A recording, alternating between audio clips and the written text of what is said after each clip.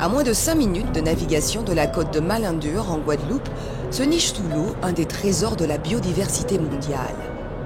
Révélé à l'époque par le commandant Cousteau lors de ses explorations sous-marines, le site que les plongeurs ont baptisé Réserve Cousteau est depuis plusieurs années une vraie attraction touristique. Les professionnels ne s'y sont pas trompés, ils sont plus de 30 à l'exploiter directement.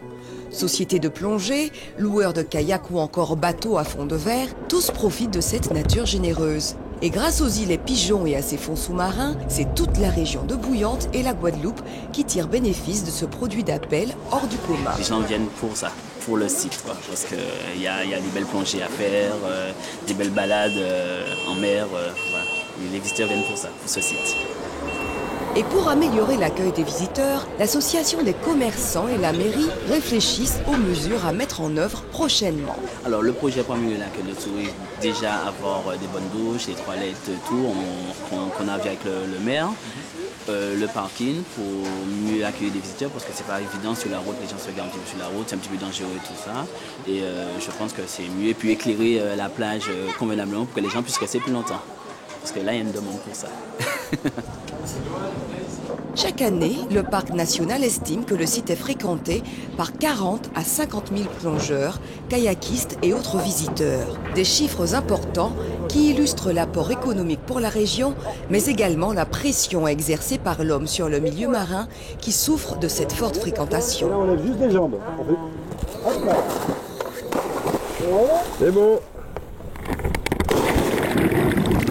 Beaucoup de palmas tuba et donc le test constat c'est de croiser beaucoup de déchets et donc on voit que le site n'est pas du tout bien protégé au niveau environnement, il y a trop de crasses qui traînent et il faudrait je pense sensibiliser la population à ce niveau là pour faire de gros efforts en matière de protection de l'environnement. Un message entendu par les professionnels de la plongée sous-marine qui ont d'ailleurs signé le code du plongeur responsable avec le parc. Quand on fait les briefings plongée, tout ça, on précise systématiquement qu'on est en cœur de parc. La consigne elle est simple, il ne faut rien toucher, il ne faut pas se mettre debout sur les cailloux, il faut juste profiter, être allongé dans l'eau et profiter. Je pense qu'il faudrait complètement professionnaliser l'activité sur les îlets et qu'il y ait toujours des intervenants professionnels sur place justement pour cadrer la chose. On a souvent tiré sur les professionnels, sur le fait que ce soit les plongeurs qui abîment les fonds et tout ça. Je pense que maintenant les plongeurs sont responsables et sont conscients de la chance qu'ils ont ici. À notre niveau, je pense que tout est mis en œuvre pour préserver ce site. À la surface, d'autres professionnels sont beaucoup moins satisfaits de leur sort. Arrêtés après arrêtés, les 23 marins-pêcheurs ont vu leur zone de pêche se réduire comme une peau de chagrin. Aujourd'hui, si la pêche à la Seine au pélagique est autorisée, ils regrettent de ne pas pouvoir pêcher à la ligne ou encore au casier aux abords des îlets. De plus, ils ont l'impression qu'on veut les chasser au profit des autres exploitants du site. Nous n'y plaçons nous ici. Plaisance ni place, pêcher ni place, tout le monde n'y place. Parce que nous avons payé des droits, nous n'y droit être si plan de là, ça, nous c'est français. Mais nous devons aussi être intégrés dans ces projets-là, ça, qui veut dire que là, on a fait les filets en moins, là, au temps de midi, on a un bateau au moins, on a mis ça il faut on a mené des gens, visiter nos toilettes là, visiter les abords, même pêcher à la ligne. On a des lignes, on a demandé au pêcher à la ligne, on a assurance. Il y a des bêtises à faire. Non, nous avons réglementé, nous avons mis loin, nous avons mis pas de tout partout, et nous avons dit, nous avons dit que bientôt ces bateaux c'est un souvenir. S'ils ont la possibilité de faire de l'écotourisme, la réalité économique de la région et l'offre de services déjà très importante ne leur laissent guère le choix. Enfin, dans le but de préserver la réserve, le parc national de la Guadeloupe va poser de nouvelles bouées pour les plongeurs sur d'autres sites pour alléger la fréquentation des îlets Pigeons. Philippe Godoc, comme j'ai coutume de le dire, bienvenue à bord de l'Attitude Caraïbe. Merci. Vous êtes le directeur de cet aquarium. Merci de nous recevoir dans votre royaume. Alors, vous fêtez cette année vos 25 ans, vous ne faites pas votre âge. Enfin, l'aquarium, j'espère qu'il ne le fait pas. Non, on a ouvert en 87, en novembre 87. Donc, on aura exactement 25 ans en novembre de cette année.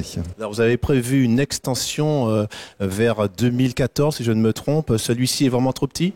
Alors vous avez vu, le bassin est un peu petit pour les requins, et puis on a d'autres choses à montrer, d'autres choses à expliquer aux gens et à nos visiteurs.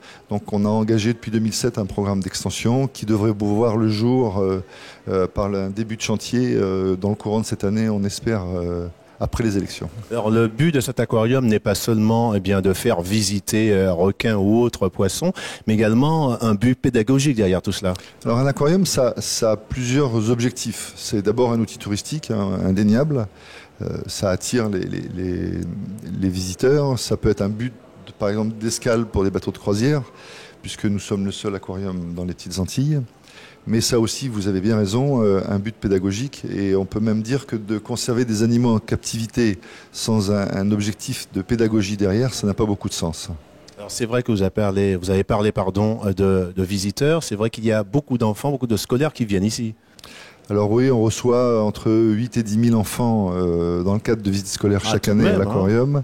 Et puis on doit en recevoir 4 000 par l'intermédiaire d'une association qui vit dans l'aquarium, qui s'appelle École de la mer, où des programmes pédagogiques sont développés à l'intention des enfants. Je suppose que ce bassin de requins, l'attraction principale, vous avez l'intention d'en faire un beaucoup plus grand? Oui, on va en faire un beaucoup plus grand, puisque le prochain bassin sera 8 fois plus grand que celui-ci. Ça sera un bassin qui fera 1 500 000 litres. Celui-ci doit en faire 200 000 à peu près, un peu moins. Qui sera un bassin dans lequel on aura toutes les visions par des tunnels, par des grandes vitres, par-dessous, et on pourra même y plonger.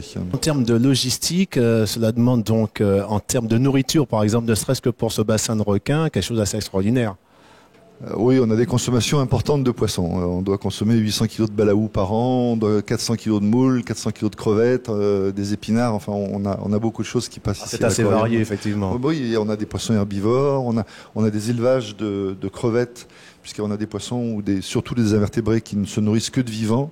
Donc on est obligé d'avoir des élevages de crevettes où on part d'eux et on les fait éclore en bassin pour les distribuer vivants aux coraux notamment. Philippe Godoc, certains de nos amis téléspectateurs pourraient se demander, en regardant ce bassin de requins, apparemment tout se passe en toute convivialité, mais ça n'est pas toujours le cas. Ils se mangent entre eux de temps en temps? Bon, d'une façon générale, c'est des poissons qu'on a capturés très petits, très jeunes à Barbude, dans le nord de la Guadeloupe. Donc ils ont l'habitude de se nourrir de ce qu'on leur donne à manger. Maintenant, c'est vrai que malheureusement, quand ils ont une petite faim, ils se servent un petit peu avec les congénères de leur bassin. Ça arrive. Philippe Godoc, je vous remercie. Je vous propose de rester encore un petit instant avec nous. Nous allons parler de chant. Les baleines chantent. Vous le saviez, je suppose. Mais nos amis téléspectateurs, peut-être pas. Magique et envoûtant, le chant des baleines reste encore aujourd'hui un mystère pour la science. Pour décrypter les sonorités particulièrement complexes des baleines à bosse, nous avons rencontré une des spécialistes mondiales basée en Guadeloupe. Un sujet de Thomas Turard.